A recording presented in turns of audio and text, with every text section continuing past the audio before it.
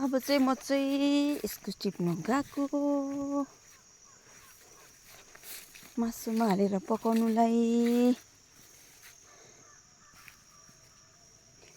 बाटो चाहिँ यस्तो अप्ठ्यारो छ कि आम्मा हिँड्नै सक्दैन। इस्कुस चाहिँ बा खाइदियो, बा सक्दियो। तर मोमो खानुहरू राखिदिएको बुढोलाई।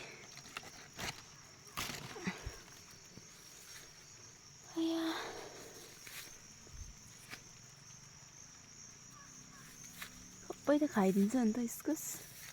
हेर त अन्त शेष पार्दैछ शेष।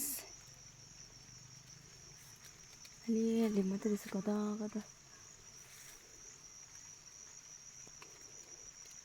बुढो आएर चाहिँ मोमो खाऊँ भनेको त सबै त खाइदिन्छ नि त यसरी। यसरी खाइदिन्छ नि त इस्कुस चाहिँ हो हाम्रो चाहिँ यसरी चोट पारिदिन्छ। एउटा चाहिँ लानु पर्यो, एउटा भए त भइहाल्छ हामी दुईजनालाई।